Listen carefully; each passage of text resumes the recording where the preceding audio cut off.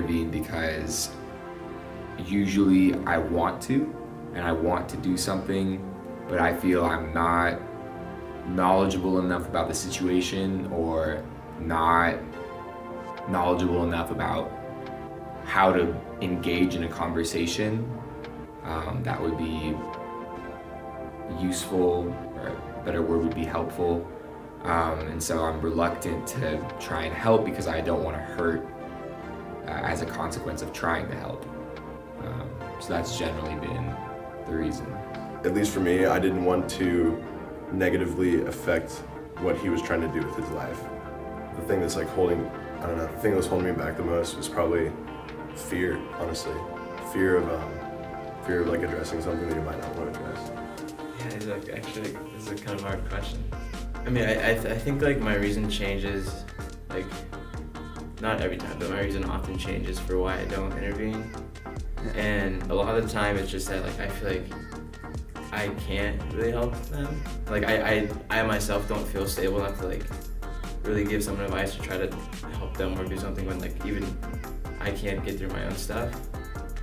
For me personally, I feel like if somebody even just like sent me a text saying like, hey, how you doing? Like, or you look sad, or you're right, like that would, like it wouldn't make me feel like completely happy, but it would definitely brighten my mood, like make me feel like I'm not alone.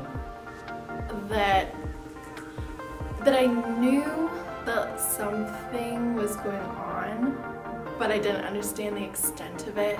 They just had like these moments where I could tell that they were sad.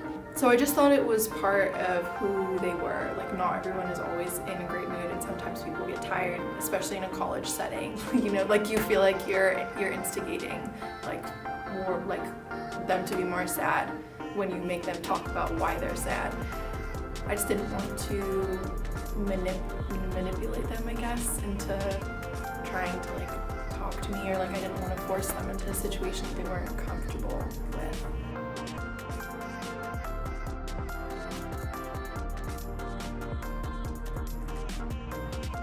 I would have liked to have someone who believed in me.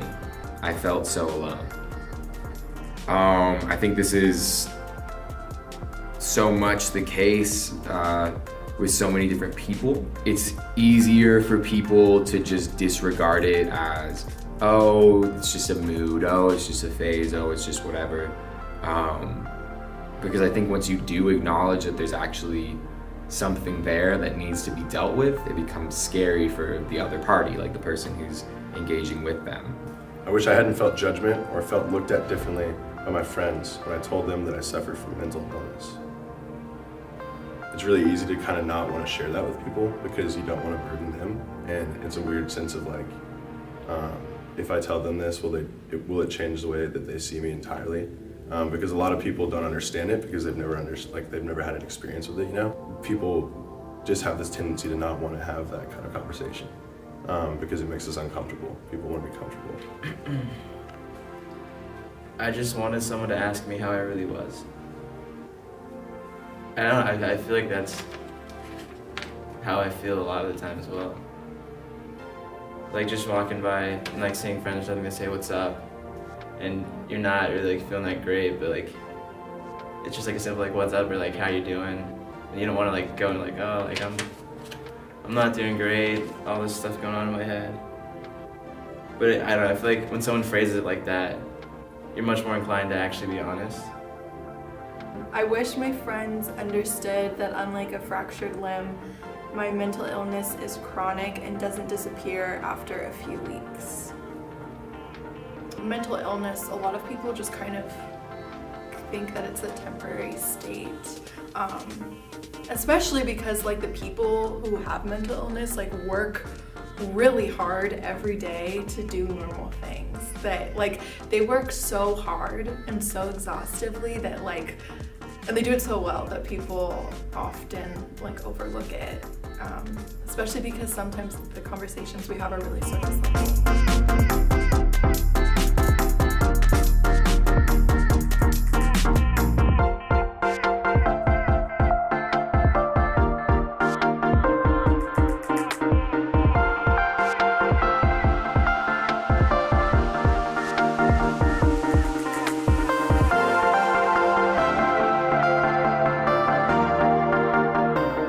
am a classmate.